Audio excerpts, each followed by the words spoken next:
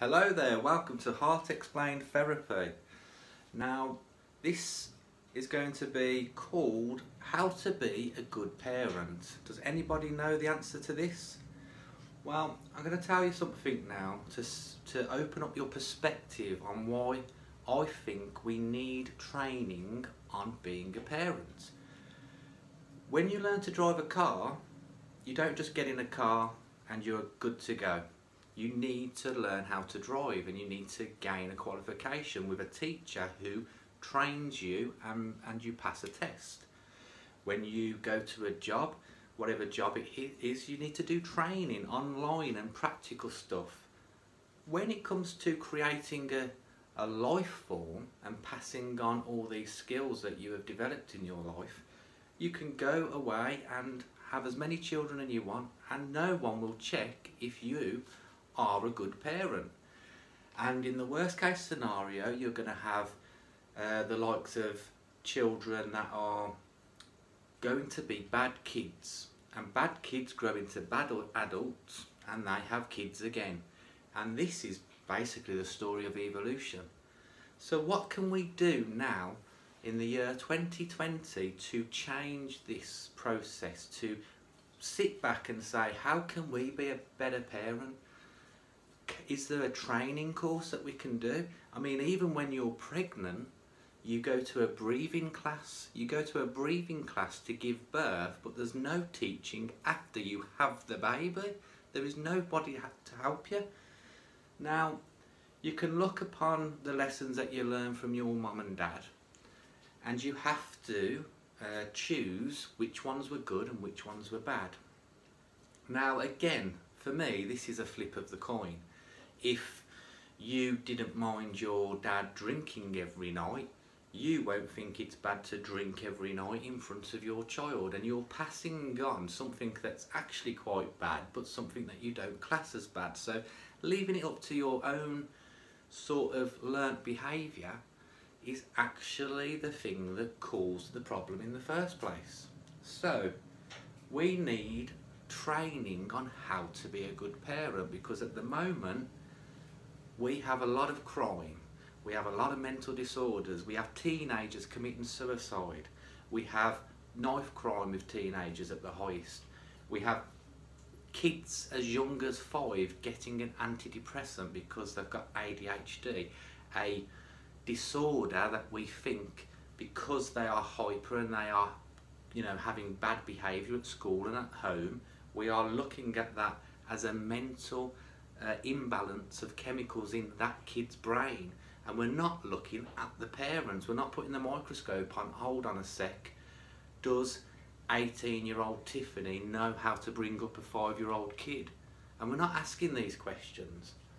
Now, I'm not saying that it's easy to be the greatest parent, and it's not easy to always do the right thing. But there's some simple things that I see every day parents doing, and it's just wrong. And no one, not even other adults, are going over and saying anything, because we believe that we're not to get involved in anybody else's sort of behaviour.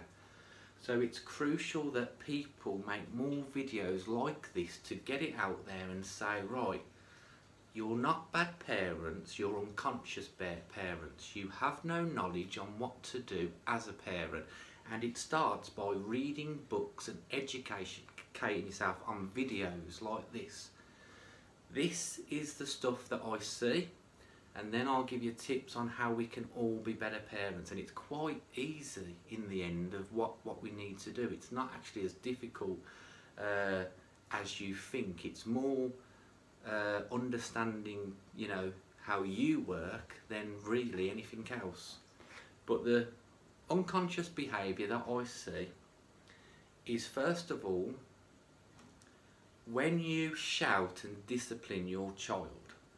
Now, we come from a race that has this on such a massive spectrum. We have somebody who will not develop any discipline for their child. They will just spoil them, love them, and these are the sort of children that dictate their parents from the age of 2. they've got them wrapped around their little finger from the age of 2, and this never goes away. And this is the sort of person that when the mum's 50 and the kid's 20, the 20-year-old is still living at home, still asking mum for money and never goes to work because you've mollycoddled the child, and they always stay a child. So this straight away is unconscious behaviour. Now up the other end of discipline is the strict, you can't do anything. You had a thought, I'm going to smack you. You have this bit of homework to do, you do it in 5 minutes, and if you don't do it good enough, you get smacked again. And this is the extreme North Korea sort of policy of parenting. And what you will have then is this withered soul at the age of 20. Won't be able to go into any relationship because he won't want to. He won't have the skills to even get a relationship, never mind have children. It's a sort of people that will never have children because they don't know, they didn't experience love for their parents, so they won't want to ever experience that the opposite way. They won't think it's a comfortable thing. What's the balance? What's the middle?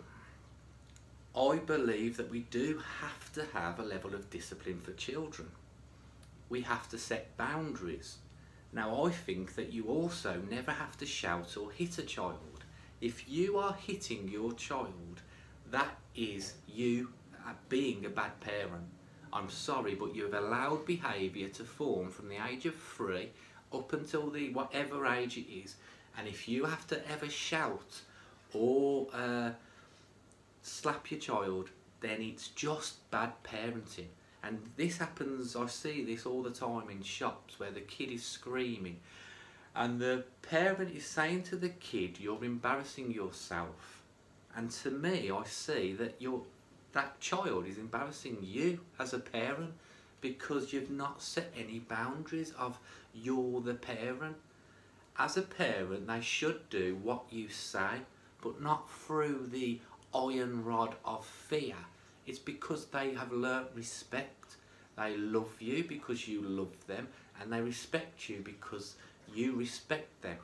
Now, before you ever get respect from anybody, and remember, respect doesn't come back from people even if you deserve it. Respect starts with you. So the number one lesson in this whole problem with parenting, get some respect for yourself. Get some boundaries of what you want a child or what you perceive a child should be acting like. You should never have to shout or smack them any time whatsoever. There's just not a moment when you should ever raise your voice because they should have already learnt the ways to behave, to have a conversation that goes very simple. It's time to go to bed now. No, I don't want to go to bed, not a chance. I'm not going to say this twice. You're making me repeat myself. Okay, I'm going to bed now. That's as simple as a parent and a child's conversation needs to get. And if it's anything other than that, it's down to what you have done unconsciously. I'm not saying that you know that you've even done it. This is the problem. You're unaware that you have actually caused all the problems in your son or daughter's life. So we've got to wake up. You've got to accept responsibility. You can't just say he's got ADHD. You can't just say you've got a bad nipper. Oh, he's always been bad. He's always, yeah, that's what he does. He likes to shout. Yeah, he likes to throw his toys. Yeah, he's just aggressive. That's what kids do, isn't it? They're always aggressive. No. Bullies in the playground come from a disruptive, bad parenting or bad surrounding family environment that have not learnt the skills of love, the right ways to nurture children, teach children, and we don't know because you don't get the driving licence. There is no driving licence that exists. We are free to create a baby and have more babies and have these broken homes, and it's all okay, and no police is vetting this. Even social workers, if they get involved with families now, they get prosecuted if they suggest that there's some wrongdoing now. There's no power out there to oversee this. So it's up to the individual parent to go out there, seek the information and become a better parent. Now I'll be making a part 2 of this to give you some more tips. The first one, get respect for yourself, to accept that you might not be the greatest parent in the world and you've let this behaviour go and you don't know how to basically get these rules passed on to your children, and find out.